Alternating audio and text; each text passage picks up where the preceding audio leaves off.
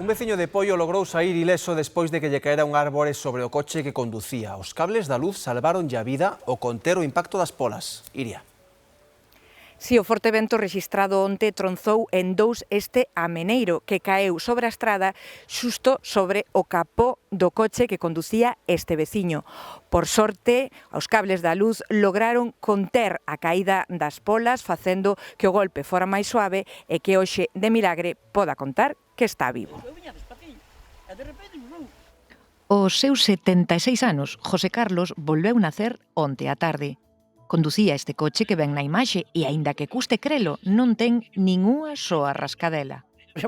Vai-me pasando o meu do corpo, pero cuidado, que ves así todo tranquilo, e caes de verdade, a miña vida veio tan susto como este. Quirei pala, e depois non daba con entrado o teléfono para chamar, e ese que está ao lado da casa, a 50 metros. Un refacho de vento fendeu este vello salgueiro sobre o capó do seu coche.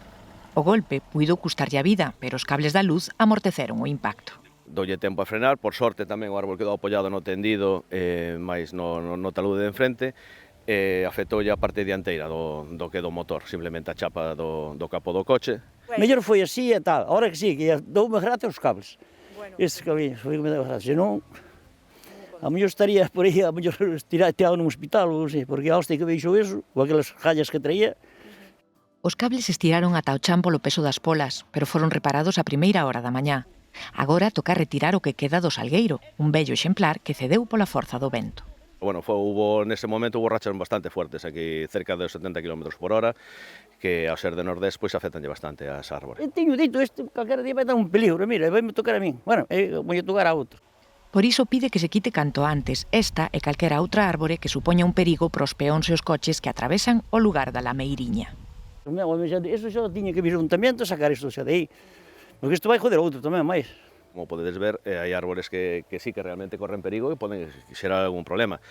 É recomendable desde aquí que a toda a xente que teña árbores que teña conciencia, porque nunca pasa nada, pero pode haber unha desgracia, pode pasar unha persoa camiñando ou mesmo nun coche, e despois é cando nos acordamos dos grandes problemas que poden acarrear, mesmo económicos e persoais. Este suceso que recorda o da condutora de Caldas que sobreviviu ao impacto dun piñeiro de 3 toneladas tamén tivo final feliz. No caso de José, nin sequera o coche rexistrou danos importantes. O que puido ser unha traxedia acabou en milagre e hoxe toca celebralo.